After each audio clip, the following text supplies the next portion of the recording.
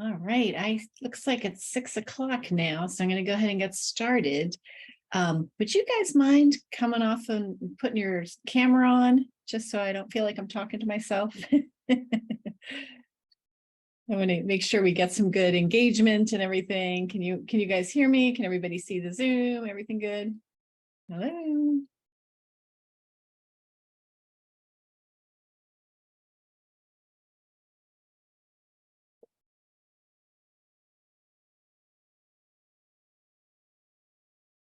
How's everybody doing tonight?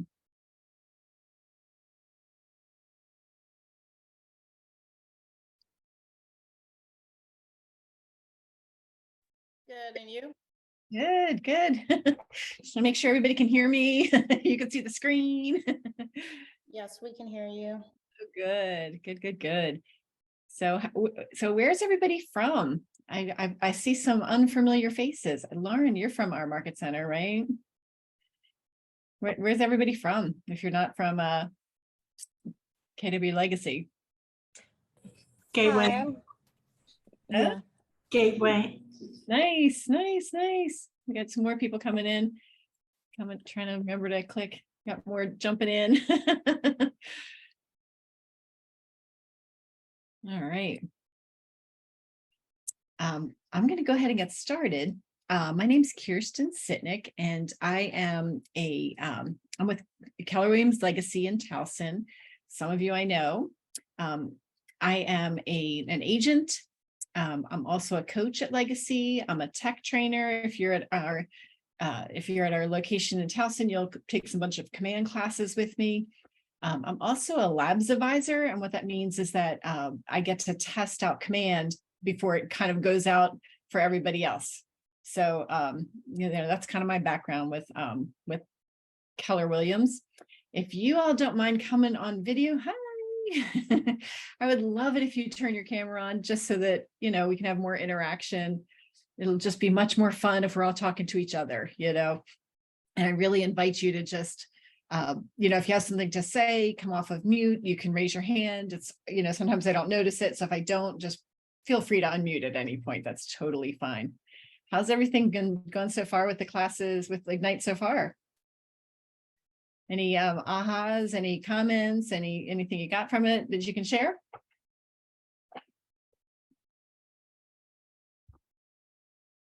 Hi, Kirsten. So for me, definitely some good information. We got some information on, I think, leads yesterday, capturing leads. Yeah. So we learned some pretty cool stuff. So we're all, at least, well, let me speak for myself. Exciting so far. I'm loving all the information I'm getting. Oh, good. What was one thing that you learned that you're going to start using? I need to get on social media more. Yes, that's a good one. Anybody else have something? Hi, I'm Chloe. I've been learning a lot about the smart plans that I plan on using. Good. Brand new, so I'm getting into those, but they seem helpful. They're very helpful. That's awesome. Anybody else have something they want to share?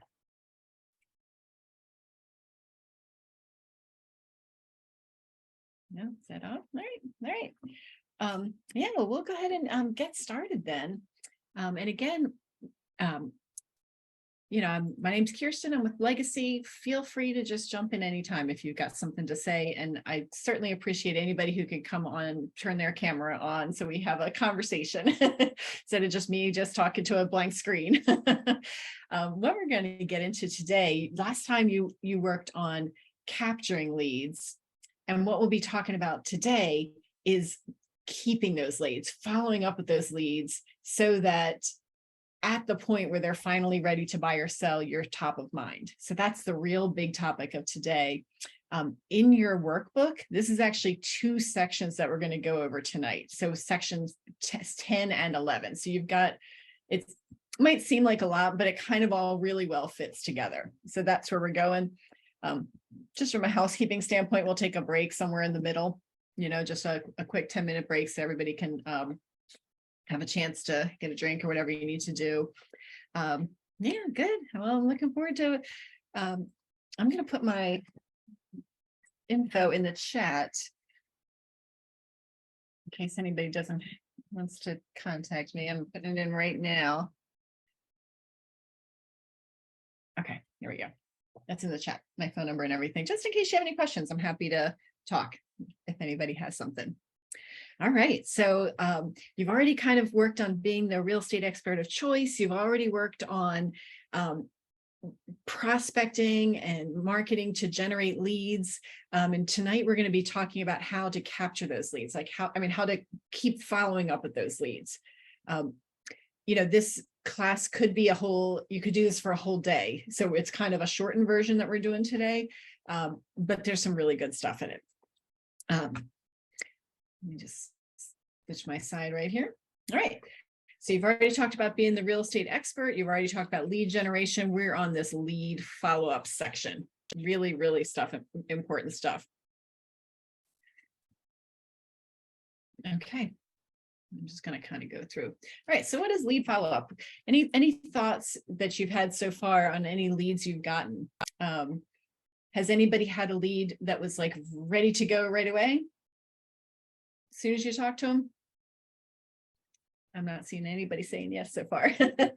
No, a lot of times they aren't, right? A lot of times, let's say you meet somebody at an open house, or you get a lead from a Facebook ad, or you get a lead door knocking, wherever it is, they might not be ready to buy or sell right away. A lot of times they're just maybe kind of looking around, right? They were just checking out the open house. They're just kind of getting some more information.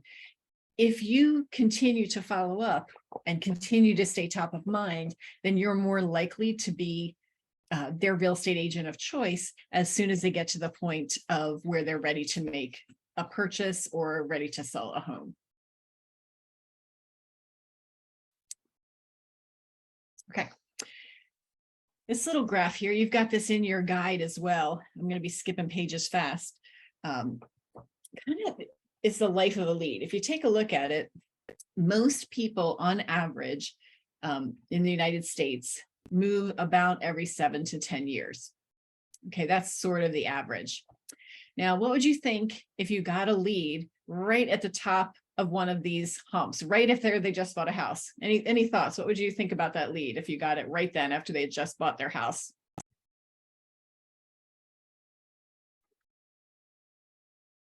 It would kind of be disappointing, but you can still grow that relationship for the next time they move. Yeah, right. Good. Any other thoughts? I echo Zoe's response. So I think maybe just keeping relationship, time goes fast, right? So keeping that relationship, and if the next 7 years comes through and you're still, a real estate agent, you can kind of, connect with them. Yeah, sure. Absolutely. Okay. Ariel. Yeah, I was going to say developing that relationship, because typically when people move, they also know someone else was ready to move. So staying top of mind to see who else they know in their network, who may be ready to buy or sell. Yeah, very good point. Okay, Lauren, what do you? I was going to say the same thing. You can build a relationship and ask them if they know anybody else who is ready to buy or sell. Yeah, awesome. Thank you. Very good point. Okay. Do you think lead follow-up only applies to leads? Who else might that apply to?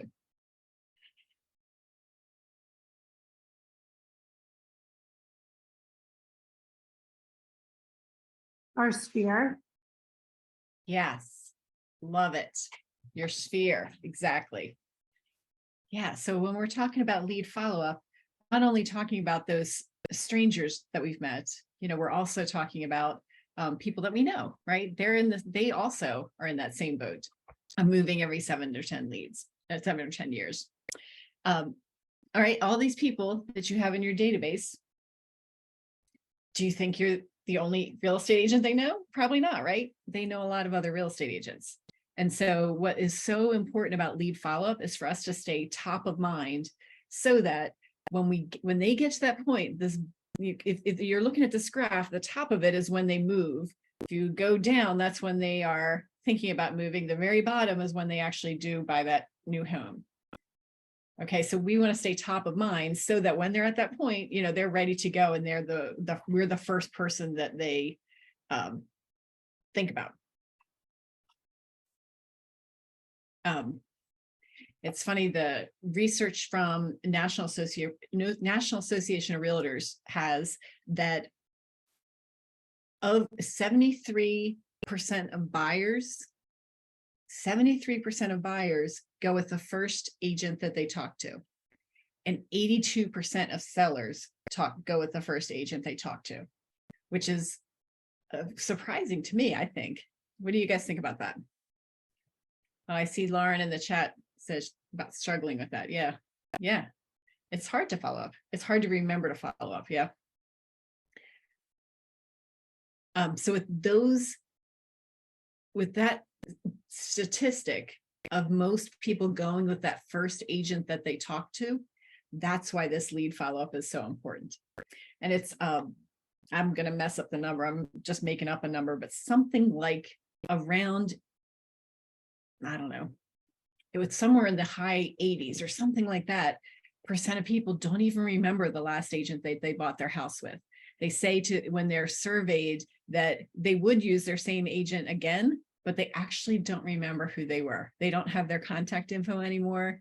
And so they're kind of starting over again. So even if you have a transaction, you're going to keep wanting to follow up just so you stay top of mind. It's just really important.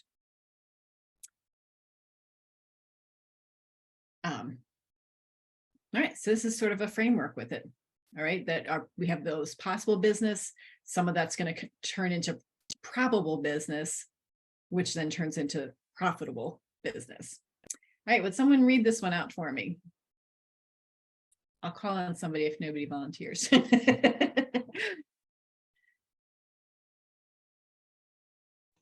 right, I'm picking somebody randomly. Okay, go ahead. Can you hear me? Yeah. If you're on first or second in their mind, you probably won't get the business. Thank you. Yeah, if you aren't first or second in their mind, you probably won't get their business. And it's funny, you would think that if you tell people that you're a real estate agent, they're going to remember that, but they actually don't. Has anybody in here ever had like a friend or somebody like that sell their house with somebody else? Ariel, do you have something to add? Yes, that actually happened to me recently. Yeah. And I haven't been really good about following up or posting as much just because I'm not really like a social media person. But I remember when I first announced that I got my license and I had so many people say like, this is my realtor, this is my realtor. Yeah. And I kind of went ghost.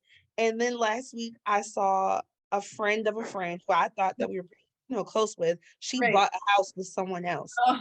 It stung a little bit, but I'm like, okay, I didn't do my job. So now I know I need to post, I need to put out there. I need to follow up with people. Right. Yeah. That guess what? It happens to all of us. Every single one of us has that happen. Lauren. Feel a lot better. Yeah. Lauren, what do you think? I would say that happened to me a few times, and it's crazy because they would contact me asking questions about real estate. I would send them the lenders. I would do a lot of videos on social media, but they still ended up going with somebody else. And I would say probably because I wasn't in like personal contact with them, it was just more so on social media. Yeah. But I wasn't it wasn't a one-on-one where I'm checking up on them and asking how they're doing or their search is doing. Right. Oh, it really, that's not good. It doesn't feel good when that happens. Okay. Can we hear from Mara Cruz? I want to hear her story. Yeah, so my brother, he actually is an investor, so he flips houses. So I thought that, next flip, he's going to give it to me, the listing. So guess what? No, he gave it to the previous realtor that he has worked with since he started the business. Oh, And it no. was so heartbreaking because I said, my own brother, really? Are you serious? Who else is going to trust me? And not even my own brother trusts me. So it Ugh, was sad, but I also understood that if you are not willing to work with me, I'm okay with that. You know, you can't force no one Mm. to work with you. Yeah, And I thought to myself, well, if he doesn't want to work with me, that's okay. He will be somebody who is going to trust me, and is going to be somebody who wants to work with me. So, but right. it was really sad. It was Oh, I cry, honestly. I cry, and I felt so like, am I going to really going to do this, like, you know, yeah, because I don't get my brother to trust me. But I let it go, good. and that's okay. Do I you know think, how you feel. I had my aunt kind of say something similar. She didn't completely write me off, but she was like, you know, I don't really want to work with family oh, yeah, and that kind of thing. And I was taken aback. And yeah, it's frustrating because you're like, new, I'm transitioning to something. And how am I supposed to, if I can't even get my own family, how can I get somebody random to trust me? right. Yeah, yeah. I've heard that many times, that people don't want to work with somebody that's into their family, and it's so much harder, huh? It's like, try not to take it personal or let it make you feel defeated, but it does kind of hurt a bit. And it's like, you look at them a little different. Yeah, yeah. It every one of us has had that happen. Everybody does. It just does, you know? Yeah. All right. So I want to open this up at anybody else, because I don't want to cut anybody off. If anybody else has a similar experience, let's share it.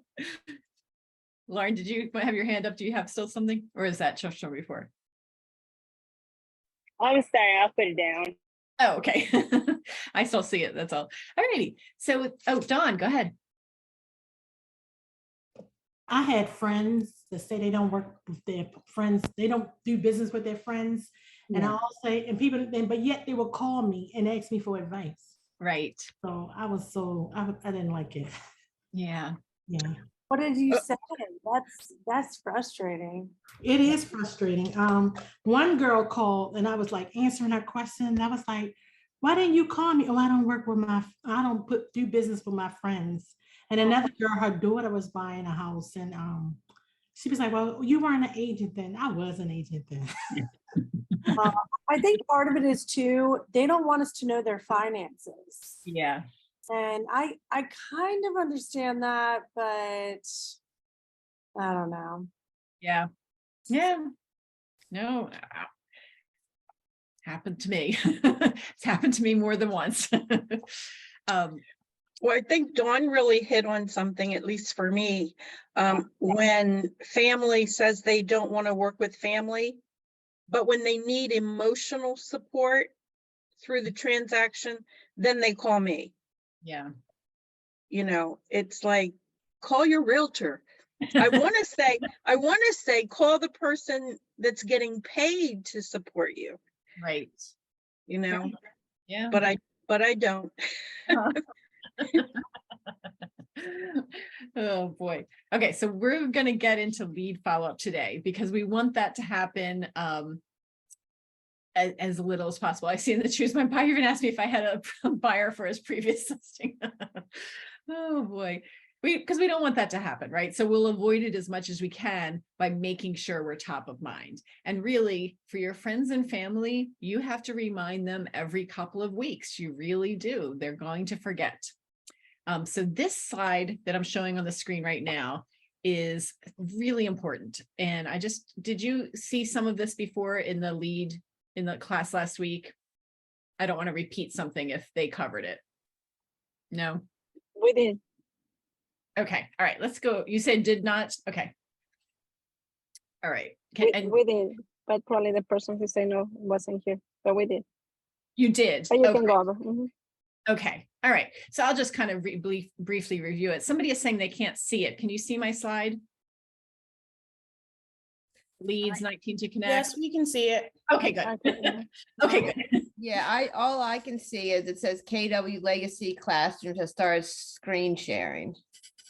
Maybe if I come out and come back in, I don't know. Yeah, try that because I think the others can see it. So it must be something maybe on your side.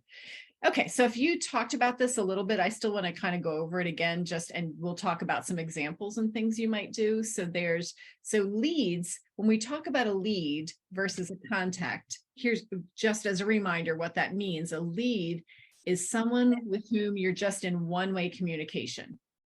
Okay, so if I run an ad on Facebook, I'm going to receive that person's contact info. I'll probably get their name and their email and their phone number, and I might call them, text them, email them, whatever.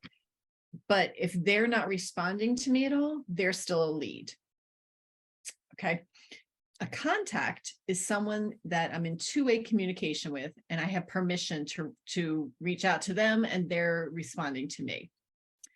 And we are trying to get people from lead to contact. That's kind of what, our goal is here. And this is sort of outside the scope of what we are doing tonight in the book, but have any of you had seen the 201 Club? So that's kind of been going around our region. Keller Williams did a lot of studies about people's, how many contacts they have in command. And what they found is that if you have 201 contacts in command and you are following up with them on a regular basis, you have there's a direct correlation with at least 201 contacts and earning $120,000 in commission. Okay, so 201 is sort of the magic. I wish I was on like a home makeover show and somebody's like, Marsha, we were driving through the neighborhood, you were randomly selected for a brand new free fence. That's funny. Yeah, so 201, that's like the magic number. So, but we need to get people from lead to contact in order to follow up with them as to be able to communicate with them.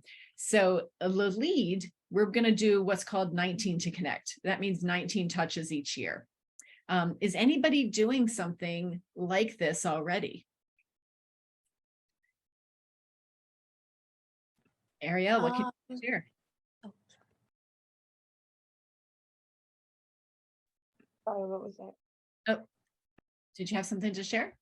Oh, I was just raising my hand to say. Oh, you're doing it. Gotcha. Tell us what you're doing. Yeah, I utilize smart plans a lot. Yes. And so I'll send like value emails or just some of the things that are sort of made in command.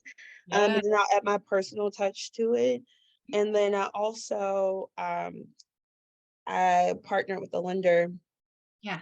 Do some like door hangers for people in the community just to stay top of mind, just the neighborhood. And then I'm really big on events. So I have done 2 home buying seminars, but I'm like really focused on highlighting my partners. So last month I did like a financial literacy summit, which had a good turnout, and I'm currently planning for the rest of the year. So there's like a theme every month and just doing something around that to add value to people. Yeah, that's awesome. Mary Cruz, what are you doing? No, I just have a question for her. Oh, sure. Who do you use for the financial literacy class? A lender? So for that, I have a partner who does credit repair and consulting. I also partnered with Operation Hope. They provide financial coaching and credit coaching to help people prepare for home ownership. And then Truist Bank was like the business that I had come and talk about banking essentials, budgeting in a crisis, and the benefits you should be receiving from a good banking relationship. And I also had someone come and talk about life insurance and how to protect your assets. Nice. And I just sat in the background. I didn't have to, do anything. But now people are like, hey, I want to buy, I want to do all of these things. So it was a good way to just create a relationship with clients, potential clients. That's terrific. That's great. Yeah, so this 19 to connect, it includes 4 touches, like a quarterly phone call, 12 that are an email, newsletter, market report, video, something like that. 2 promotional items, magnet, calendar, and then 1 annual event is sort of the standard. Everybody's going to kind of do their own thing, right? You're going to do something a little different from one person to the next. But the bottom line is we have all of those touches that we are spreading out throughout the year with the goal of eventually turning that person into a contact, eventually having a 2-way conversation with them. With those, what do you think about some of those things, like a phone call, or the in-person event? What do you think about those as compared to an email? Like what do you think is going to be the value of that personal event? I'm hearing you talk about how much result you had from your seminars. I think we're going to get a much stronger, we're going to get a much stronger value out of having something in person, having voice to voice or in person rather than just a text or, an email. Once we're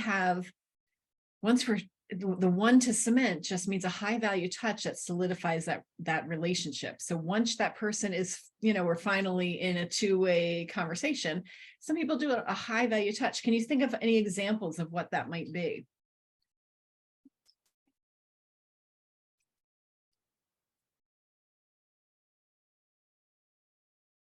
Something like, I'll just throw something out, like a book on home ownership. Some people do something home related that has their contact info on it. Once we are in a 2-way conversation with them, then it's 36 to convert. And we are trying to convert them to an appointment or a referral, right? So again, 4 touches, 4 quarterly phone calls, 26 emails or some kind of value, 2 events, and 4 promotional emails. So it kind of really almost, kind of doubles what we were doing almost. Does anybody have any trouble calling everybody instead of just the people you feel like talking to? Anybody run into that? I would like to hear about everybody's experience with that. I have. I can share. Yeah, thank you. Yeah, I usually when I call just the people who I feel more comfortable talking with. Yeah. Or people that I believe they will be future sellers or buyers.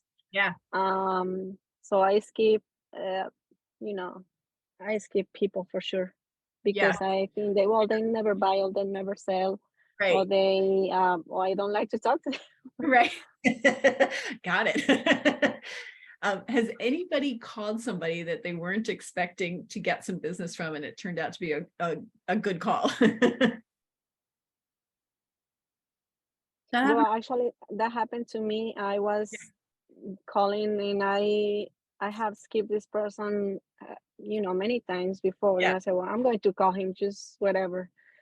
So because he never responded. So this time he did. And then he said, well, we are looking into buying right now. So my wife is going to call you back. Oh, I said, oh, okay. I like at that moment, I didn't know what to say because I was expecting him not to respond. So I was kind of prepared for that. Yeah, that's true. So yeah, they're in the process of getting ready for pre-approval. Yeah. Oh, that's amazing. That's great. Yeah. Question. I feel like this is where I get stuck on the people who are not quite ready yet. And I'm trying to figure out like what to say. I don't want to surround them with real estate stuff every time, but I guess what are some things that you guys say to just like keep in touch? I mean, social media seems easier for me because I can just respond to their story, comment on their photo, but I don't know if that's enough. Yeah. It probably isn't. They'll probably I think in social media, like that's really good for keeping in touch with your SOI, but just make sure that you're including something about real estate, every few posts that one of them is real estate related so they remember. And I'm going to share one thought I have about that, and then I want to open up to everybody else. One way that because you don't want to call and just start talking about real estate, right? It just It turns people off. There's something that you may have heard in one of the prior classes. I'm not sure, but it's in the Millionaire Real Estate Agent called Ford. Did you hear that at all? Yeah, asking about family and Yeah, you can have all those kind of conversations. And really, if you just ask somebody about how their job is going, then usually they ask you. So that's a really good way to do it, is just to say, hey, how you doing? And then, are you still working at wherever they work? And then usually they'll ask you.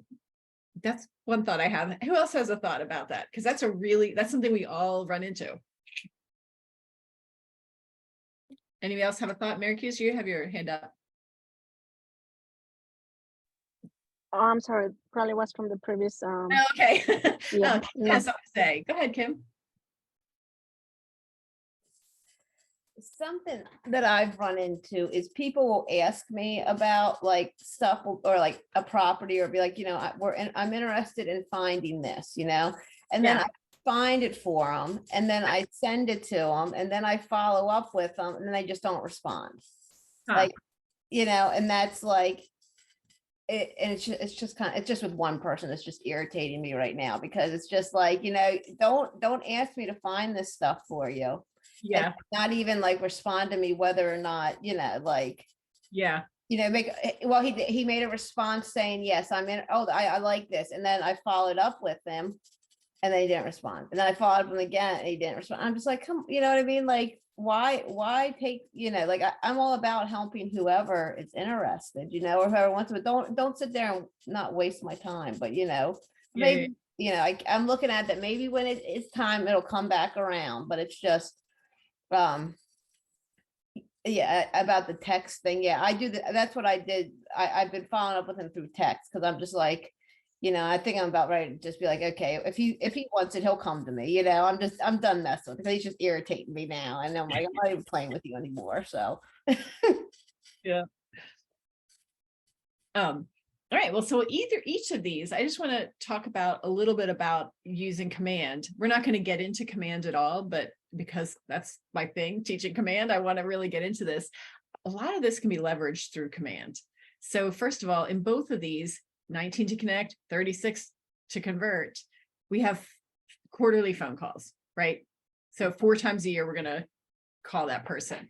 A really good way, there's two really good ways to make sure that you call everybody, because we all of us have people that we would rather talk to than others, of course.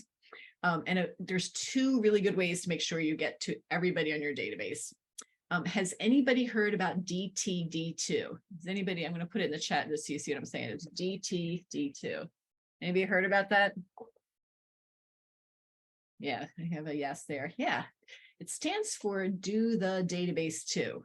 And basically, each week of the year, it's a different couple of letters of the alphabet. So one week will be A and W, then B and E, then C and K, D and O, like it's all split up. And it's split up so that people who have a last name that begins with an A and W, it's about the same number of people in the United States, B and E, and so on. It's just a way of making sure that you have about an even number of calls each time.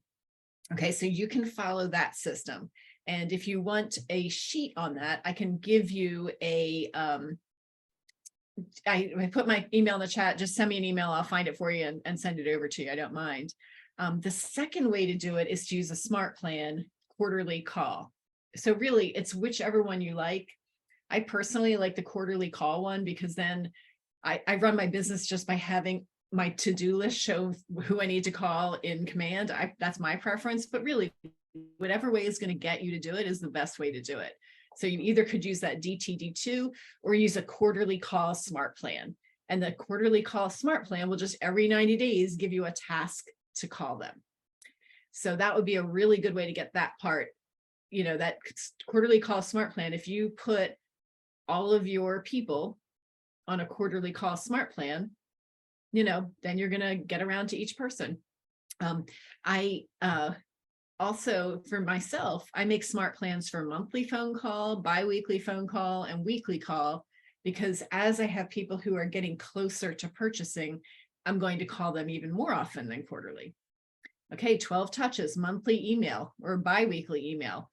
we have a great smart plan for that, right? The monthly neighborhood nurture and the biweekly neighborhood nurture. Those are terrific. If you haven't used them, people love them. So they're wonderful. Those are great. The biweekly neighborhood nurture. You can also do other types of emails. There's many smart plans in the library that just have some general real estate, emails. So those would work too, but monthly neighborhood nurture is great. The 2 touches that are promotional, like a magnet or a calendar, that's something that you're mailing to them. And then even the event, you can even leverage a smart plan with that, just in helping you, send emails, texts, and calls for your event. So I'm going to follow this, the best way to do it is to use smart plans so that you're not having to remember to do each of this yourself each time. How's everybody's comfort level with smart plans right now? I heard some people saying they're using them a lot. Anybody love smart plans? So I want to ask you a question on the leads. That's a one-way conversation, right? It's somebody that, I really haven't connected with. Yes. And from what the slide showed, you have to have a phone number, an email, and an address to do those 19 touches. Yeah, so if you don't have all of those, I don't have all of them for many of my leads. So I do what I can, right? So if I run a Facebook ad, a lot of times people put a fake phone number in. Right. Okay? So in that case, I'm not able to do the quarterly call part because I don't have a working phone number. So I do as much as I can, so in a best case scenario, you'd have both of those things. And then if I'm able to get them to connect through the email, then I'll ask them for their phone number. Sometimes I won't have everything. But I try, Okay. So you can't really do the 19 touches, or you just do 19 emails. Yeah. And I'm not even sure that 19 emails is super effective, right. Anything. Right. Yeah. The written communication is definitely not as effective as a phone call. Right. But usually in those cases, people are not giving you their phone number or their address, just an email. Just an email. And then all you can do is send emails. That's all you have. Unless you have if you get a mailing address, you could mail something, but if you only have an email, then that's all you're going to be able to do. Okay. And I would do more emails in that situation. I would put, if you, in the Smart Plans library, there's a ton of, just lots of all kinds of smart plans that people have written. If you're in our market center, I'm having a smart plans workshop coming up soon. I have a class on it coming up soon, but I also have a workshop where we're going to sit down and do it for a couple hours. And if you're not in our market center, your market center probably has something also, or KW Connect has a lot as well. Just in really getting into the smart plans, seeing what's available, I feel like most of us underutilize them because they're so powerful and we just don't know that we have it there, Just some considerations I have on the screen here of your lead follow-up program, because maybe not all of us are going to be able to do this in exactly the same way. I have the habit of doing my lead generation from 9 to 11 a.m. Some of you in our market center join us. We have lead generation every day from 9 to 11, and we can all do it together, but that doesn't work for everybody. I'm sure some of you have another like 9 to 5 job that you're doing, then you can't do it then, things with kids, whatever it is. At some point, we need to all have a time block in our calendar so that we can just say, okay, here's the time I'm going to do my lead generation. I have a question on the 9 to 11 because I've heard from a lot of, successful agents who do it at that time frame as well. Yeah. I just don't understand who's answering the phone from 9 to 11 when they're working and getting out the door. Yeah. You know what I mean? So or is it that you're doing like social media lead gen or emails at that time and calls? I'm calling people from 9 to 11. However, I have a lot of people that I know I can't reach then that are like, and then I've actually decided I'm just going to start making a tag. There's people I call only on Saturdays. Okay. So a lot of times I'll make some calls on a Saturday as well, because I can really reach a lot of people who work during the week on a Saturday. Right. And you find that they're annoyed that you're calling on a Saturday? No, actually, a lot, it's, you know what, I do it for the people who I call them, they answer the phone and say, I can't talk, I'm at work. And so I'll call them on Saturday. You know, that works for me. Some people work better in the evening call, you know? Right. And this is usually what they would, this is more of a Saturday activity for them, like, and looking for a house. Yeah, they're a little bit more relaxed about it, you know? I think the reason people do 9 to 11 is because none of us love doing lead generation. Like, I don't know anybody who thinks it's really fun. I certainly don't. It's just something you have to do. And a lot of us do it because we want to get it out of the way, you know? People do answer the phone. You know, people do. This morning, more than half of the phone calls I made answered the phone. And then like, what's an example, I guess, your goal of that call is to just just continue to build rapport, or? So for me, when I'm doing lead generation, I have a bunch of different types of leads that are happening all at once, right? And so I just, in command, I have everybody on smart plans. Every single person is on smart plans. So maybe one of my calls might be a quarterly phone call for an SOI person. So, and then it's more of a checkup kind of call. How you doing? Actually, I had a really good one of those today.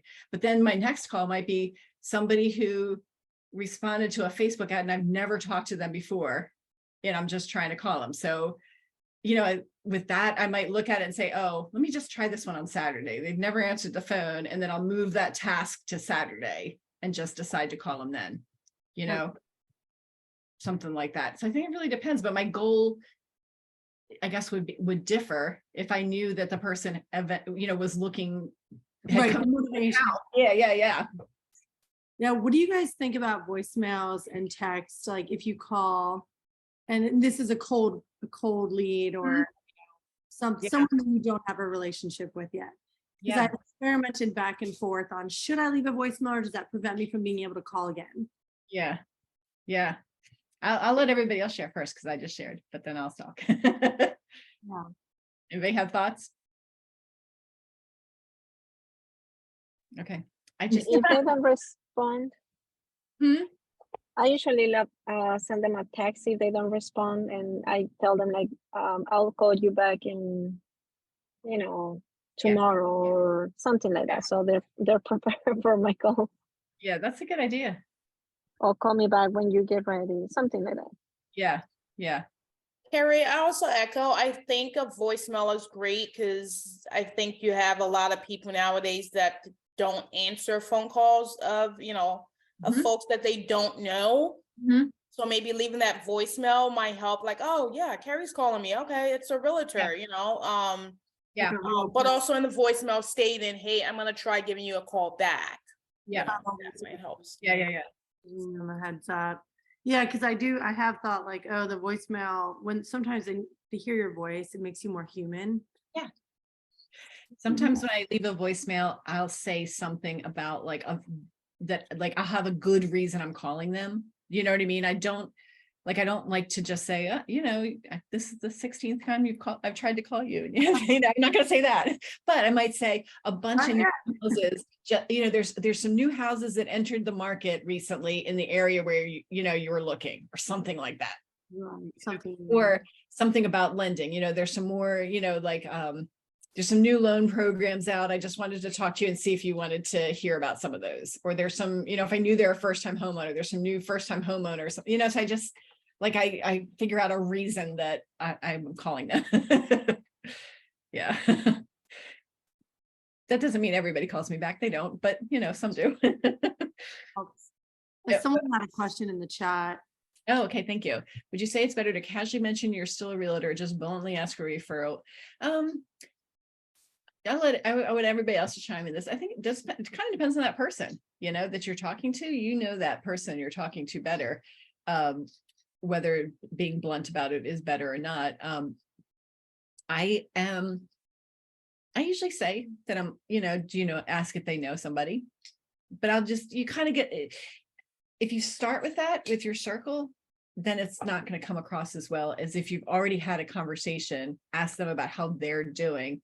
then they're asking you, then it's easier to fit that in, and it doesn't come across as, I'm only calling you to get a referral. The question in the chat, what if they ask your experience and you're new? The way most people get around that is by talking about the experience in your brokerage, so, or the number of sales in your brokerage. So if you're new, you can't necessarily go off of your own stats, but you can go off of, what your whole brokerage does. Daniel, just to add to that too, I think one of the instructors or one of the coaches mentioned during Ignite also stated what exactly, like asking the person, what exactly are you looking for in an experienced agent that, and maybe telling them, hey, look, maybe I don't have it, but I have a coach that has that. And they're here to back me up if I need any help or something like that. In the chat, got it. Don't treat friends like dollar signs. Yeah. Yeah, probably won't work as well, right? Yeah. I actually got the experience question tonight. Oh. I was walking around with my son around the park and sparked up a conversation with someone. And when they asked, I told them that I'm new to real estate, but I'm extremely motivated. And I'm probably going to work twice as hard to get my first sell than any other experienced agent. Nice. Nice. I feel like it's funny. People hardly ever ask me that question. And I kind of wonder if it's just because I come across with confidence. You know what I mean? I see if that helps at all. Just acting, behaving as if you are an experienced agent and pretending you are, and just see if that helps, because I very rarely get that question, and it might just be something that they're picking up on. It also could be an age thing. If somebody's young, they might ask that question. That could too. All right. This next slide, is just kind of really, I like this a lot, because as I was about before, a lot of times, we're all not going to do this in exactly the same way. We're all not going to have the same strengths, but we want to take what our own strengths are and use them to get that 19 to connect, use our own strengths to make that the best that it can be. Whether it's phone calling, and anything else we're doing. We want to make sure we're doing it in a way, that I'm trying to stay top of mind with that person. Any thoughts on this slide right here about conversations? Because it sounds like a lot of what we were just talking about is this. That's why I switched over to this slide. I just had a quick question. Yeah. You said you lead generate from 9 to 11. Is that every morning? How often do you do that? Yeah. So in our market center, since I'm a coach, we do that together. So I always try to join in with everybody else lead generating, and whoever shows up, and sometimes it might be one person, I'm going to do it too from 9 to 11 whenever I can. Probably doesn't happen 5 days a week. Sometimes there's something else that gets in the way of that. But what we all should be doing is time blocking out that time that we're going to do our lead generation. So look at the calendar at the beginning of the week, and block out whatever the time is that works for you. So for me this week, most days I did it from 9 to 11, but I'm also going to do some on Saturday because I had some people that I want to call back on Saturday. Okay, yeah. I just feel like that's a lot of really frequent. Do people get annoyed? I've been trying to implement the rule of fives, more social media, and mix that in there, because I feel frequently contacting people can get annoying. Well, I'm not calling the same people though. So a lot of people on my list are getting a quarterly phone call, so it's a different, so each person isn't getting that many calls. Right. And it might be that you just need more leads. If you don't have enough people to spend 2 hours calling, you need more leads. Well, that's where I think social media can come into play. You can just start. Yeah. I've been watching this chick, Stephanie Lugo, and she had, Uh-huh. have you heard of her? I have, yeah. Yeah, I love her social media techniques. She has some great Yeah. like use hashtags in your stories and like kind of go on the Right. offensive. So I've been trying that out this week. We'll see. There's some agents who just do their whole business from social media and have done really well. Actually, I had 2 really good leads this year from Nextdoor, of all places. I've thought And about going on there. yeah, and you know what I did is just every once in a while, like I don't even do it. What I have decided I need to do is like make sure I do it, look in there every day. But all I'm doing is just responding to people's questions, that are anything real estate related. Okay. Like it might be just like they're looking for a plumber or something like that. But in there, I say that I'm an agent. I've had 2 from doing that. And one of them was really funny because like probably 30 agents responded to this lady because she wanted to know about the value to her house. But what I did differently is I looked her up, figured out what her address was, put a little packet of stuff together and dropped it off on her porch. And I got a listing appointment from it, because I just took a little bit of extra effort to figure it out, Commented and said, hey, I dropped this off. And then, Yeah. Okay. Yeah. And I All right, sent I'm her downloading that. Oh, totally do it. Steal that one. It worked great. And all I had to do, I live in Catonsville. She in her post had said she lived in Catonsville. So all I had to do was search public records for her last name. And from what she had said, I knew sort of where she lived, Right. And so I could find her address. It was really easy. And I put together a little packet of some like sales in the area. I put a note in there. I don't know. I just put a bunch of stuff in an envelope. Yeah. Gotta try it out. Yeah, and I have a buyer lead that I'm working with right now who asked a totally different question about real estate. She actually just wanted an explanation of ground rent. So it didn't say anything about her wanting to buy. She and I had a conversation back and forth. And then she said, oh, well, by the way, my son and I are trying to buy a new house, so it wasn't even that she was asking about, she mentioned nothing about buying or selling in her post. It was just real estate related. And I was just helpful. Yep.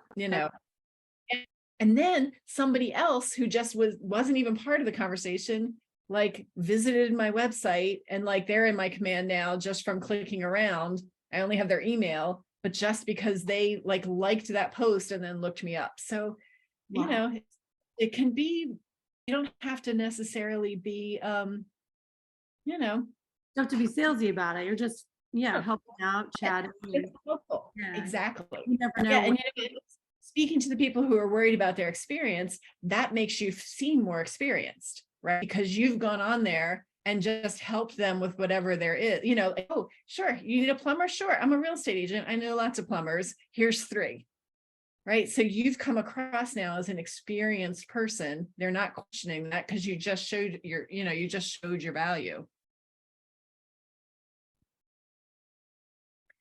That's great. Great. More thought. Let me hear some more thoughts about that. That's great. Well, I was going to say that since you mentioned D2, Yes. Yes. I just completed Bold not too long ago, and care conversation. So looking at I guess it's the second bullet down. What are some of the reasons I might have for protecting the lead using that? And I know in my market center, we have a productivity coach.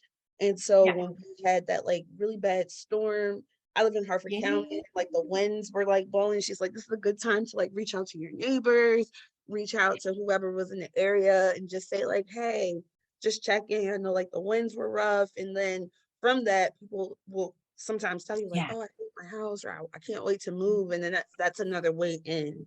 And then secondly, I just wanted to piggyback on the question about experience, because that was one thing that has gotten in my way.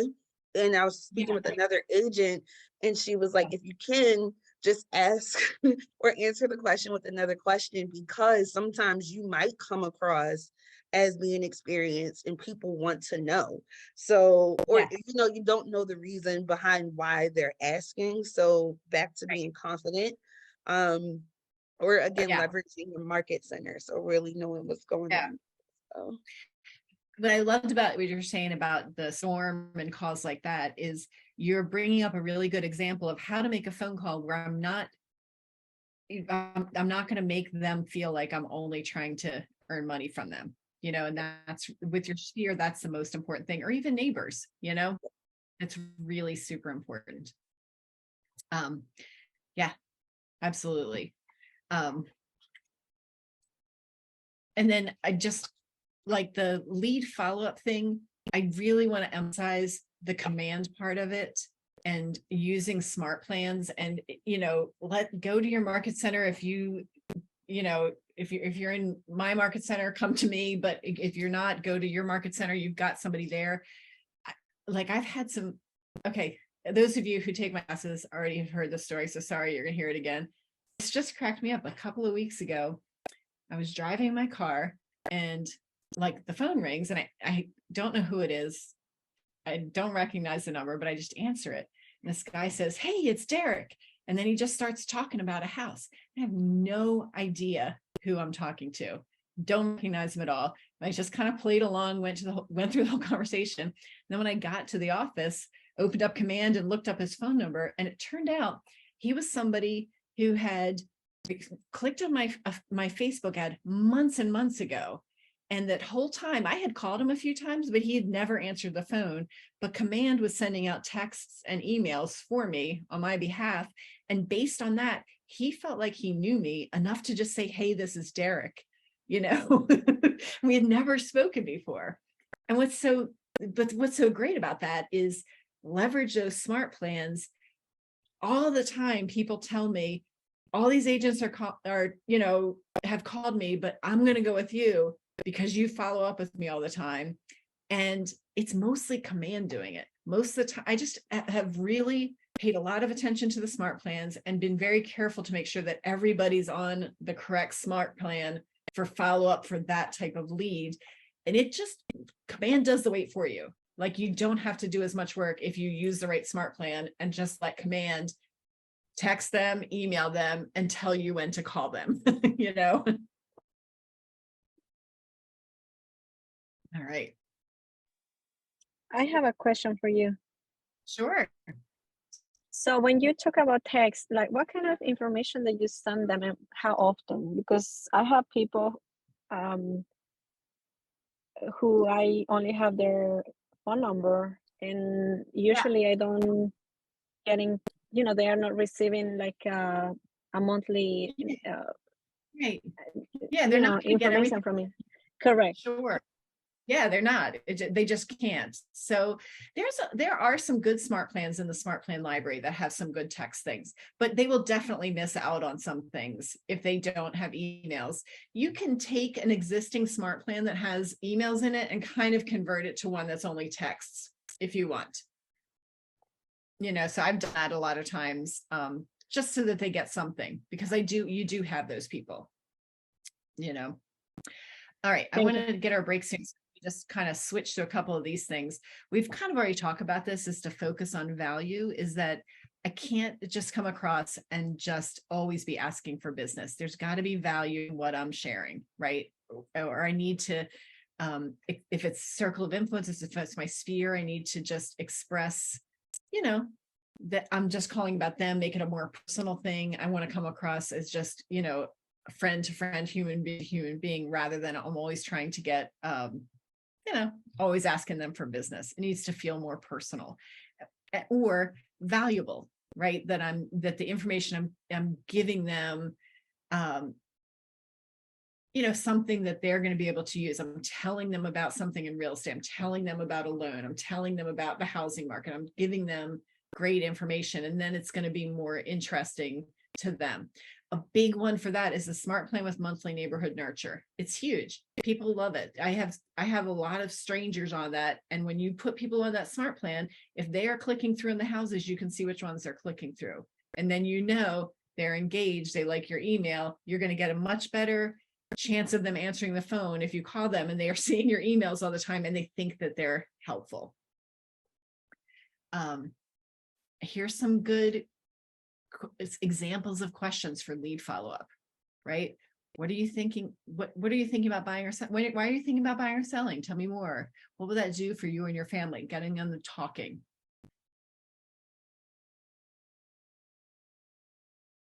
Okay.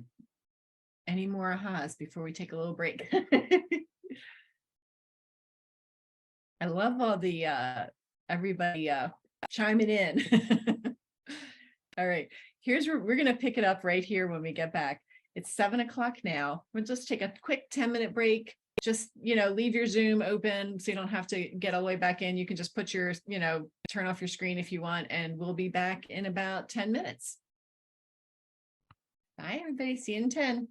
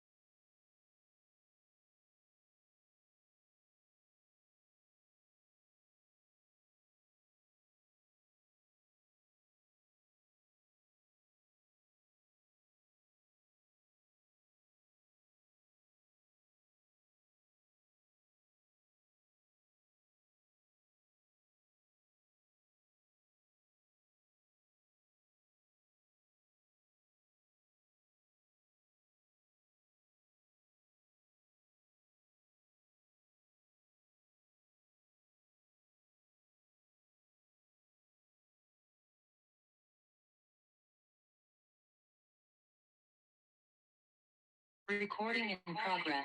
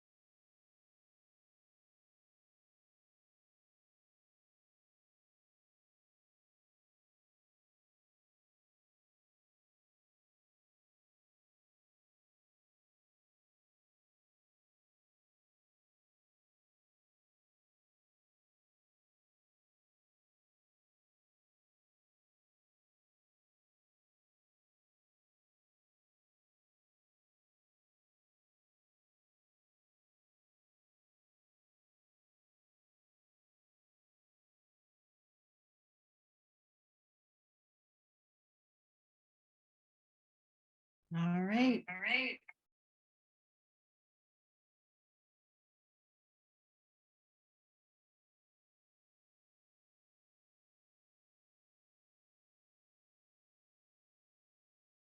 I think we've got everybody back here.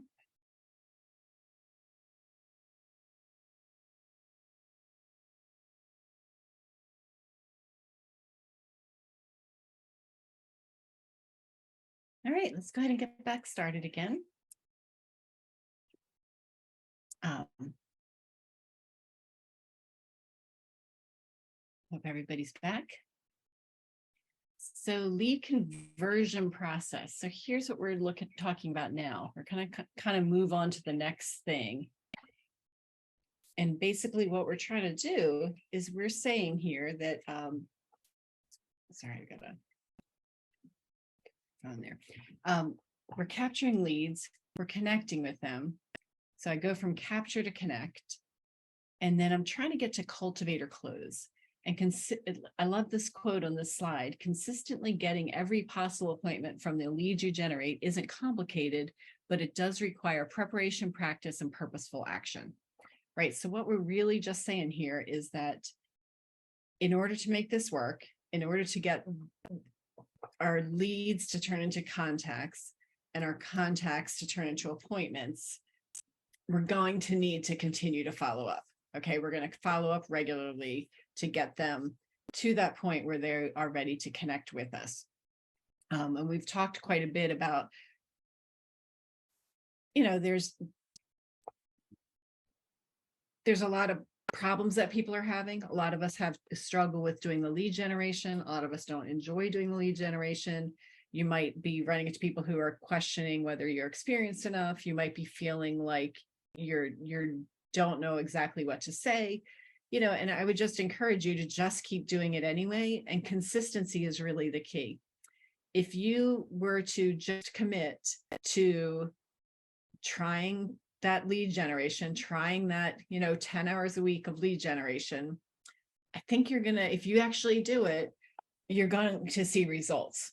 Has anybody, what are you guys doing right now for lead generation? Are people doing 10 hours? Are you doing less than that? Like what are we doing right now? I did door knocking last weekend. Good for you. That's great.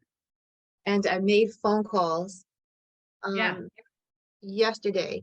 And yesterday just seemed to be like a really good day to kind of like get as many phone calls in as possible. For some of my people, I know they don't answer my phone calls. So for like 5 families that I know have kids, last weekend when I went out, I saw this really nice playground, and near the playground was a snowball stand. So I just talked to them about the playground and the snowball stand. And then when I just, you know, at the end of my text message, my name and KW Legacy, and it just kind of like, they liked my text, though they won't answer my call. They put a like on my text. So I think you just have to, for me, I just have to find a way to do it, because morning doesn't always work best for me. And then I was asking You in one of your previous slides, you said you have to do a time block for when you are going to do it in the evening, but what's the best time to do those calls in the evening?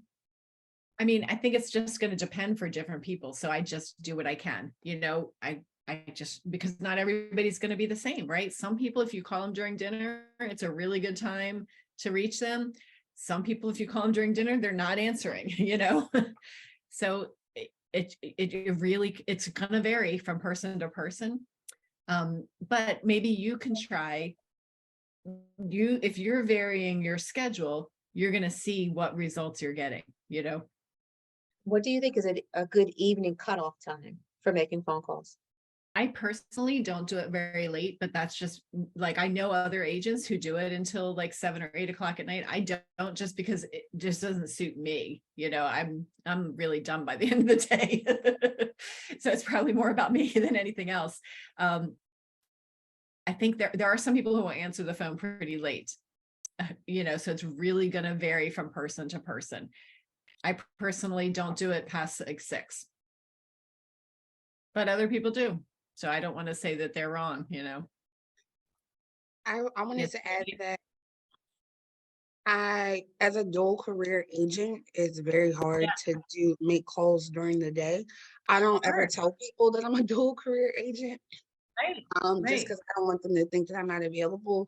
So for me, Saturdays and the days that I can work from home are the days that I make like that will be the day that I dedicate 4 hours on Thursday and 2 hours on Saturday morning, 4 hours on Friday to make calls and follow up, because I have that flexibility. So I can't, it doesn't work for me to do it every day, but I have set days where I am now calling people and making touches.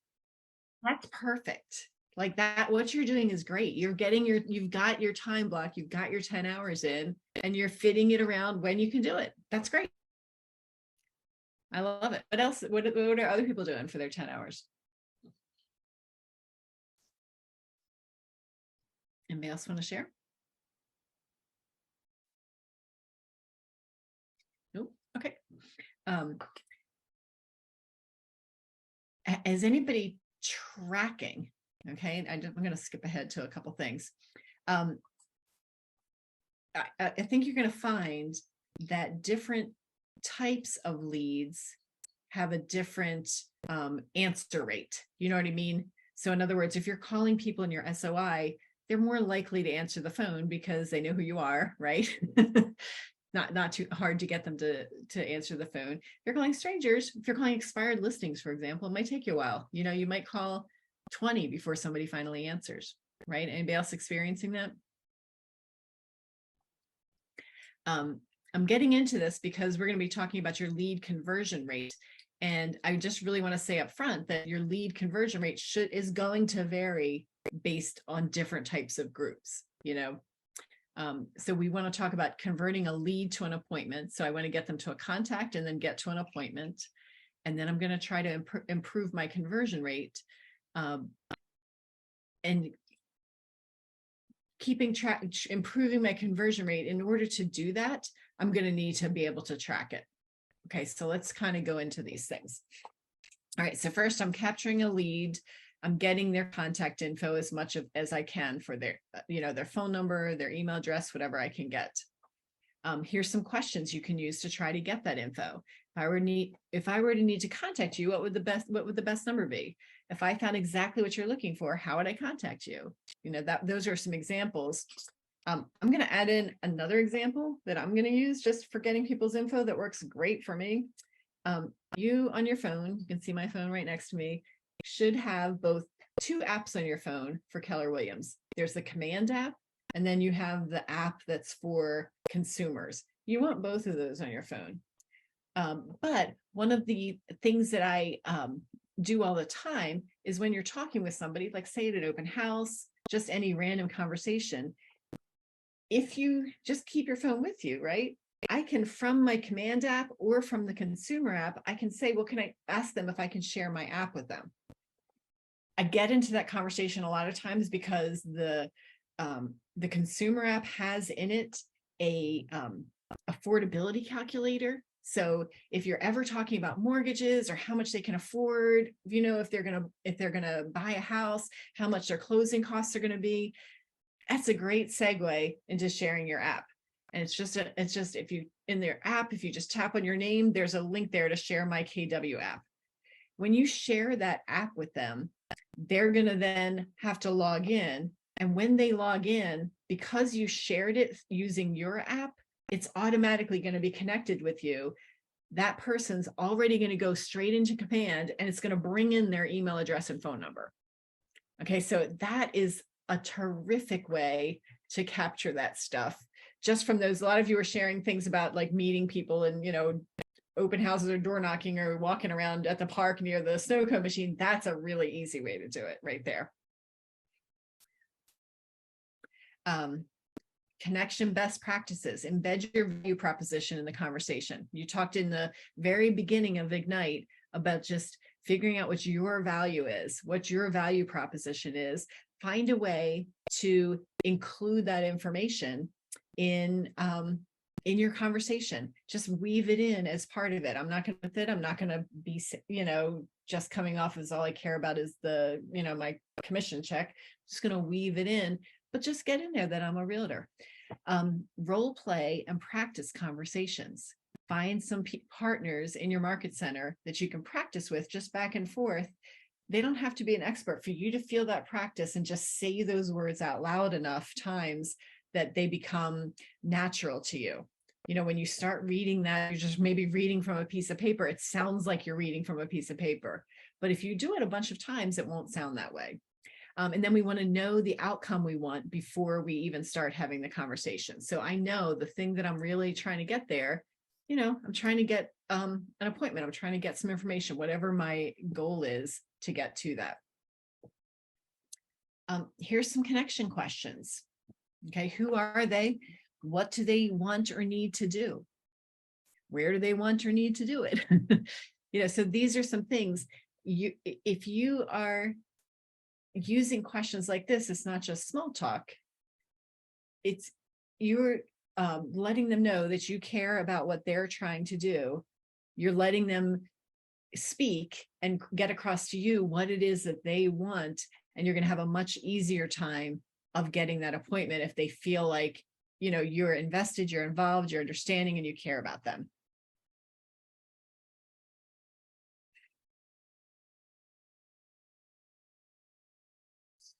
There we go. Okay. You can't know or predict when they will come to a decision, but if you're reconnecting with them in a systematic way, you'll have a great chance of being there when they do. That's when you'll be able to close for an appointment. So this goes back to that chart we were looking at all the way back, you know, about an hour ago, with that, you know, there's a point at the top of the curve when people they've just moved, they're not looking at all. And then kind of slowly, they get to a point where, okay, I'm ready to buy a house now. By me just being there all the time with just, you know, useful information, just reminding them in real estate, always having something of value to add, eventually when they get to that time where they're ready to buy or sell a house and you're top of mind, you get them at the right point, then you'll be able to close for that appointment.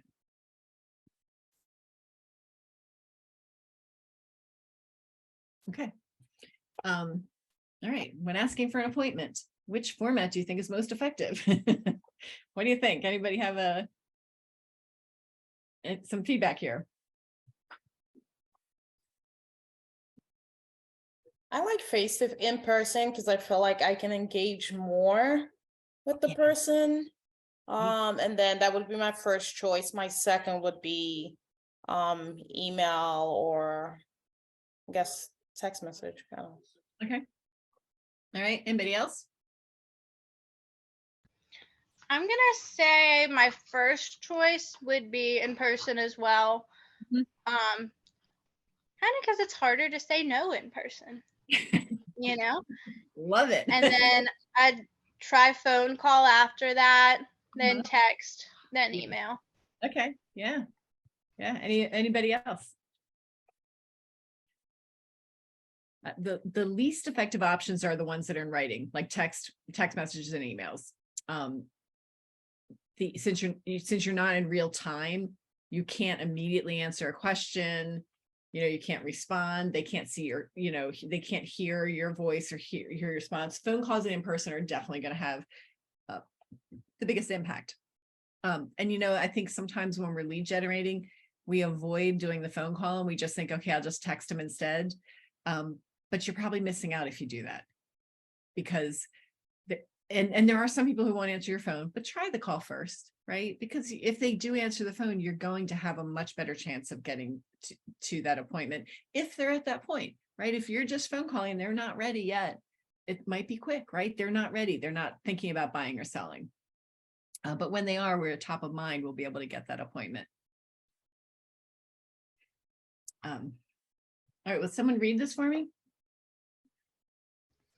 In the end, if they can meet and have a good enough reason to meet, they will meet. And if they don't, they won't. And that's okay. You really don't care what their answer ultimately is, because you're not getting people to do anything they don't want to do. You're just going to ask and respond until they agree that meeting with you makes sense or it doesn't. Either way, you both win. Thank you for reading. Yeah, I love it. Really, if they're not ready, right, they're not going to meet with me. At some point, if I'm continuing to add value, at some point, I'll be able to get that appointment.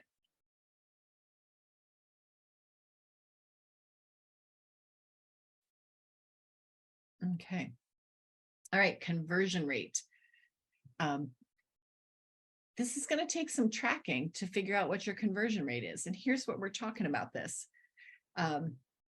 If I ask 10 people for an appointment and 8 of them say yes, then I have an 80% conversion rate. Like, I can track that, and you can too.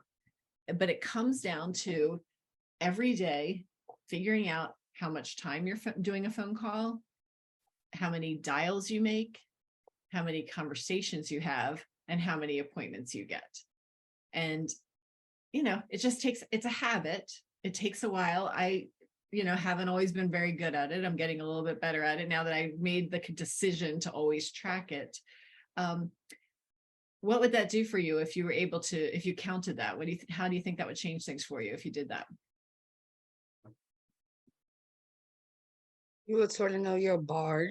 So Yeah. like, if you want to set monthly or even yearly goals, if you it takes you like 12 phone calls to get 1 or 2 appointments, then each month you need to either start at the bare minimum, which is 12, but the goal will be always to go above and beyond that. So get as many appointments to meet your financial goals.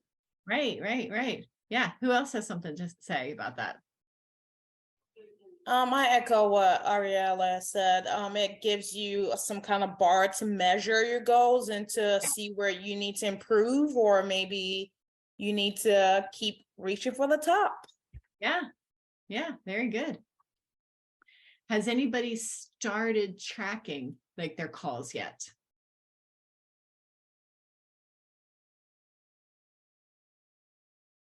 No. Yeah, try it. It really, I've found it to be really interesting to track it, not only how many calls I'm making, but kind of like what type of call I'm making, to really see, okay, if I have to call 50 of these until somebody answers, that's what I'm going to need to do, there are a bunch of trackers online.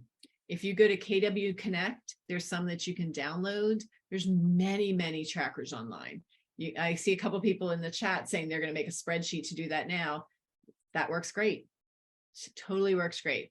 And the bottom line is, what you need in the end is something where you figure out each time you have the lead generation session, how many calls you're making and how many conversations you're having there. And if you can do those 2 things and then also figure out how many appointments you're getting, that's going to give you a really good idea of what your lead conversion rate is.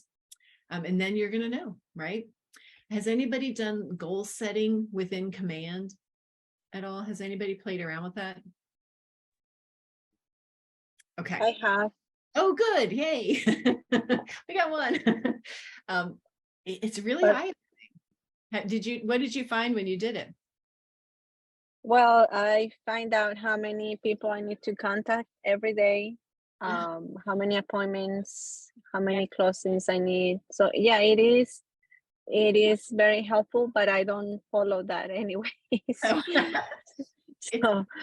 It's eye-opening it because is. because what and if you haven't done this yet, if you're in my market center, I'm doing a class on it in May. So just stay tuned and come to the class when we're doing it. Your market center, if you're not in ours, we'll have a class on it at some point. You can also see it on KW Connect, but basically in Command, there's a place where I can put in, here's how much money I want to earn this year. And then based on that, we can figure out, okay, well, if I want to earn that much money, then here's how many transactions I need. Okay. If I need that many transactions closed, then how many, contracts do I need? And then how many agreements do I need? And then coming down to exactly how many appointments do I need to have between now and the end of the year, if that's how much money I want to make. Like you can really get very specific about exactly what you've got to do. And like I've seen myself just with coaching, because I'm a coach, is sometimes when I talk with somebody, they'll figure out a monetary goal that they want for this year. But then when we do that reporting and they realize, oh, it's going to take a lot more than I thought I would, then, maybe I got to like change my goal a little bit. Or maybe sometimes they set the goal and they realize, wow, I only need, 2 appointments a month for that. Heck, I can do double that, so it's just clarity, right? That's what we want. You may have seen the Bold Law, clarity is power. Absolutely. If you haven't played with the goal setting, try it. Ask your person at your market center to figure it out, because that'll really be helpful to you. And that's where the conversion rate comes in, is that we can see using goal setting how many appointments we need to get. And then that will tell us, okay, well, how many conversations do I need to have to get to those appointments? It's going to be eye-opening to figure out exactly what you need to do. So again, to improve our conversion rate, I'm going to time block. I'm going to decide in advance exactly when I'm going to do some lead generation. All of us have to do it. None of us thinks it's our favorite thing, but we just do it anyway, because that's just part of the job, right? I'm going to time block that out. I'm going to use systems and conversations. So my systems is going to be Command. I'm going to make sure that I've got my smart plans set up. I'm going to use Command to manage my tasks. I'm going to use Command, keep me on track and make sure that I'm doing everything I need to do. And you, as part of, on KW Connect, there's dialogues there. There's things that tell you what to say. You can also get that in your market center, and then practice with other people, practice with other agents. You don't have to practice with somebody who's been an agent for 20 years. You can practice just with anybody. The important part is for you to get those words, be saying those words all the time and get comfortable with them. And then we want to connect with our whole database, everybody, and not just, email. We're going to connect, we're going to call, we're going to text with our whole database, because we don't know, we think that we have an idea of, there's certain people that we feel like talking to, but the other ones are going to give us business as well. So we connect with everybody in the whole, in our whole database on a regular basis so that we can get that lead. And then we want to prioritize qualified leads. So when we get to that point where you've got a lead and they're ready to go, then we really prioritize that. Okay, any thoughts on this slide right here? Before we move on. Okay.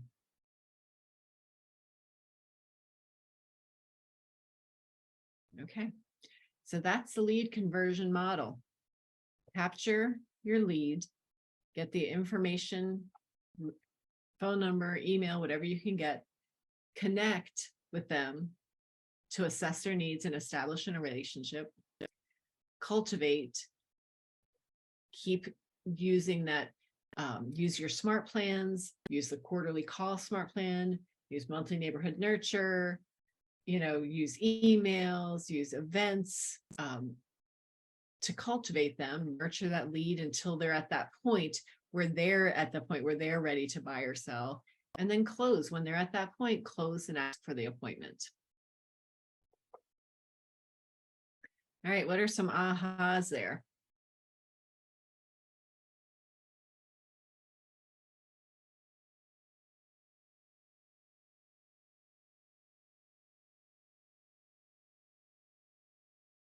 We need some good thoughts here. All right.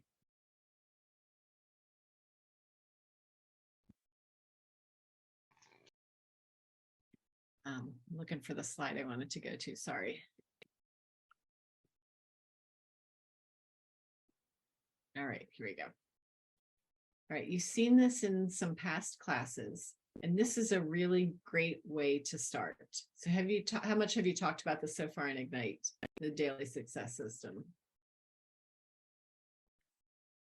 Some, little, lots. All right, this is really important, and you know what? All of us can be doing this. Oh, I hear every day. Yeah, okay, daily success system. This is what we need to be doing. We want to have 10 conversations. And if I'm calling people in my sphere, I might even be able just to call 10 people and have 10 real estate conversations. If I'm calling strangers, it might be a lot more, right? If you're calling expired listings, what's been your experience with how many phone calls you have to make to get 10 conversations? Anybody having to do a lot of calls to get to 10? Yes. Yeah, me too. It depends who you're calling, right? So I see in the chat, usually around 13 to 16. That's not too bad. If you only have to call 10, 13 or 16 to get 10, that's good. I like that. Sometimes it depends on who you're calling, right? If you're calling strangers, it might be a lot more. Okay. And when we say a conversation, it doesn't have to be that they're ready to buy or sell. We just discussed real estate, even if they're not ready. I want to add 10 contacts every day to command. 10 contacts with as much information as possible. Name, address, phone number for sure, and email, but even their birthday or home anniversary if you can get it. What are some ideas that you might have had? Has worked for you for adding contacts? Where have you been getting contacts to put in your command?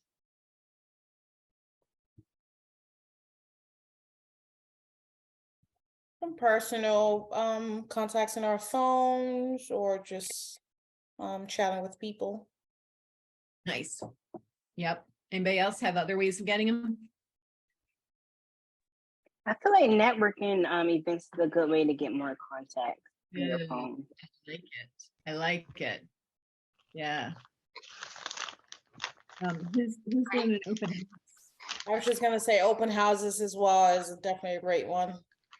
Yeah, I love it. Yeah. Yeah, good. Any other ideas for how to get some contacts? 10 people every day.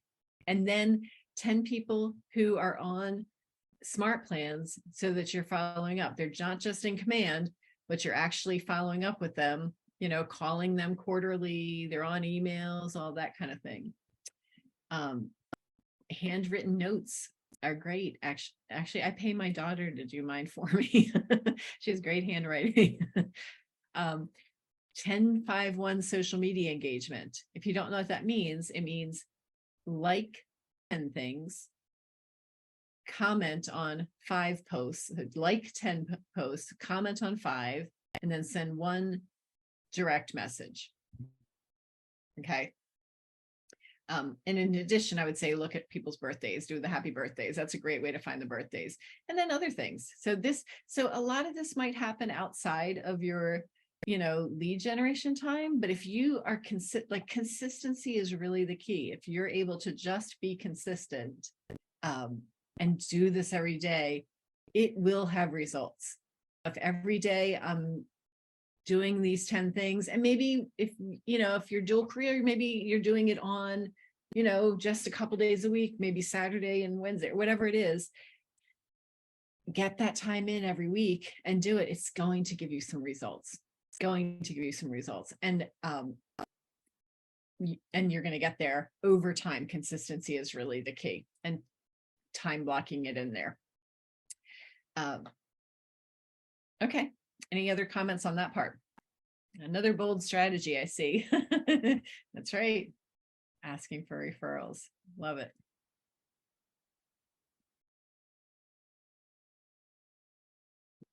Do you have any suggestions? I get overwhelmed because I came with, a sphere of influence and all these people. Yeah. Putting them on smart plans. Yeah. Because not everybody goes on the same smart plan. Right. And just figuring out what smart plan for what people and yeah. Okay. Before I answer, does anybody else have some suggestions that they have for how they figure that out for Stephanie? I don't want to do all the talking. All I did is I know for me, just organizing my contacts, putting different tags or labels in them in Command, that helps a lot. I haven't set up any smart plans yet, but I think that'll help me when I do. That's exactly where I was going. I love it. Yeah, tag people. Okay. So let's think about this like this. So if you, in your command, you can use as many tags as you want. Okay. So I can have, I have buyer lead, I have seller lead, right? For sphere of influence, make up some more tags. Like you just need a way to segment these so that you can easily find them, right? So maybe you have a tag that's friends. Maybe you have a tag that is coworkers, but I've seen people do all kinds of things. Like, let's say that you happen to know a lot of nurses, okay? Because you're in the healthcare field, make a nurses tag, okay? You happen to know a lot of teachers, make a teachers tag. You happen to have a lot of parents that you met in your kids' soccer, make a soccer tag. And the reason I say that is that makes it really easy to just grab everybody with the same tag and add a smart plan to them. Okay, so if I have a whole bunch of neighbors with a neighbor tag, I'll put in all their addresses. Okay, they're out on monthly neighborhood nurture. Okay, now all my nurses, it's Nurse Appreciation Week. I'm gonna make a smart plan that is thanking all the nurses because it's nurse appreciation. You know what I mean? Like, so you can have as many tags as you want, and each of your contacts can have lots of tags, and that'll help you sort it out, So you put people on different smart plans for the different tags? I do. So, but then I was also, another thought with that is that you might not get it all done at once, right? So maybe what you do is you set a goal of, okay, every day I'm going to go through 10 of my contacts, and I'm just going to clean them up, and I'm going to go into each contact, and I'm going to make sure I've got their email, I've got their birthday, I've got their phone, whatever. And actually, if I were doing that, and I would, in addition to cleaning up that contact, I would actually call them. All right. It's the perfect time to do it. So then you're doing your lead generation at the same time. Call, if it's 10 people a day, that's great. In 10 days, you could get through 100 of them, right? Just a little bit at a time going through it. Make the phone call, stalk them on social media if you need to, if you can't reach them, and get all of their information in there. And then you can really add some smart plans, right? Because then I've got their address. Okay, so now I have their address, I have their email, so they can go on monthly neighborhood nurture. I have their birthday, they can go on the birthday smart plan. I happen to know that, I don't know, they're, whatever it happens to be, a nurse or something like that, I'm going to put them on this special smart plan. And then there's some really good smart plans in the library. I just would invite you to just really spend some time just looking in the library for some ones that are good. When I'm looking for smart plans in the library, I really look for ones that have been downloaded lots of times, even more than the ratings, because people don't go ahead and rate them. Look for the ones that are downloaded a lot, because those tend to be ones that are really good. And you're going to find people who write smart plans that you like. And then you just can search on that person's name and see what smart plans they do. Like I have some people whose smart plans I really like. Actually, I'll just throw one out here. one that I love. Her name is Kimber Walton. I'm going to put her name in the chat right now. She's a labs advisor with me, and she writes some terrific smart plans, and she understands how to write smart plans so that you don't have to modify them. So they are just ready to go, you know, so hers are really good, but find some others. Like, you're going to see other people who write great smart plans, and then you can just use them so that, you know, you have that constant thing going out. So for me personally, what I have for all of my seller leads that are all strangers, I have a whole bunch of people in my command that I've never talked to before. I probably have their email address. Maybe they were an expired listing, whatever, but I'm not really I'm still not in two-way communication with them. I have them on monthly neighborhood nurture. And then I found a smart plan that Kimber Walton wrote that's just like a long-term follow-up that just sends like a general real estate email. So I have them getting 4 emails a month. One is the monthly neighborhood nurture. One is that general email from the, you know, the long-term follow-up. And then once a month, I send out one about the Maryland real estate stats. And then Kimber Walton also has one that's for the national real estate stats. So I'm sending 4 emails a month that are all different. You know, you've got data, and you've also got like your neighborhood. Every month I do it. And it's really easy because I've made a system for it. So it doesn't take me very much time, you know, but then I got into it. And does that answer your question, Stephanie? Is that what you're going? Yes. Yes. Okay. It's a great place for me to start. Because it just seemed so overwhelming to, yeah. You know, yeah. No, it kind of, because it's a lot, right? But it's really, it's progress, not perfection, right? Focus on the progress, not perfection. And 10 a day. Yeah. We could do 10 a day. You know, so maybe 10 contacts added a day, 10 contacts. I'm just going to look at them, make sure I've got all my information in there, call them, connect, fill it out, get everything in there, get as much in there in command as you possibly can. Thank you. Thank you. Yeah. Helps a lot. Oh, good. I'm so glad. Anything else on that? This is the key stuff. So bring it up right now.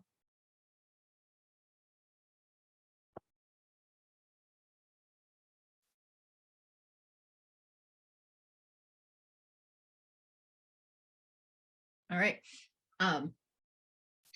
So with those smart plans, you're going to really get into that. I think what we just talked about with Stephanie is a great idea. Just figure out how many contacts you have, divide them by a number that you're comfortable with, and do a certain number a day, you know, or maybe you say, I'm going to spend, you know, a half hour every day doing it. Whatever you decide, we're just going to make progress in getting to all of our contacts to be as complete as possible, and to also be on some kinds of smart plans where command is sending them information, but also a smart plan that is making sure that I call them. So I'm not going to only do monthly neighborhood nurture. If they have a phone, I'm also going to do a quarterly call or some other calling smart plan so that I'm actually calling them. I'm doing it for everybody. I'm not just doing it for my favorite people. I'm doing it for everybody, because at most everybody, you know, about every 7 to 10 years is moving. So anybody that you're talking to, is very likely that they are going to be buying or selling in the next, you know, however long, year, whatever, or they know somebody else who might be. So as long as you are staying top of mind, it's going to give you a greater chance of being the one that they call. You know, you're sending out that monthly neighborhood nurture. Every time they get it, oh, there's that real estate lady, delete. Oh, there she is again, delete. You know, month after month, delete, delete, delete. But eventually, when they're at a point where they get ready to buy or sell, they've seen your face so many times that you're top of mind. You just want to be there in the right place, right time. All right, any ahas, comments, questions? We're getting near to the end here. You're going to get into in the next class, you're going to start talking about working with buyers and working with sellers. That'll be coming up real soon. And that'll be really the next step is once I've, so here I'm just working on getting that appointment, right? That's how far we've gotten, is getting connected with them, getting to the point where I have an appointment. And one of our later sessions, those will be talking about actually what you do in those appointments. But this thing right here, this is the most important piece of your real estate business. You're not going to get those appointments unless you do the follow-up, unless you do the lead generation, which again, we all don't necessarily like doing, but it's really important to do, all right. I'm pretty much done everything I needed to get to. Let me open it up. Any final questions, and then we'll just close it out unless you guys have anything else. Any comments, questions, ahas?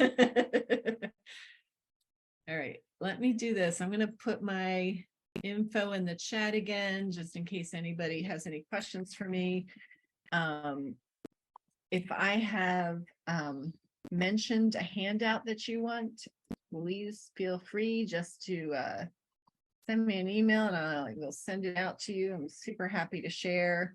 I'm trying to type my name and I'm spelling it wrong. If you just want to know what that SMART plan was or anything like that, feel free to reach out. I'm certainly happy to help. And if you're in Legacy, we've got more command classes lined up for May, and I've got some workshops set up. We're going to be doing workshops on, I'm going to do the same social post workshop that I did a couple of days ago. That was a blast. People are talking about bringing drinks next time and making it a happy hour. We had a super fun time. And then we're also going to be doing workshops on SMART plans and Facebook ads. So that's what coming up. But if you're not in Legacy, there's other stuff going on, I'm sure, in your market center. Thanks for coming, everybody. It was a pleasure. It was fun. And feel free to reach out. And if you have any questions. Thanks. Thank you. Have a good night. Thank you so much. Have a good night. Good night. Thank you. Thanks.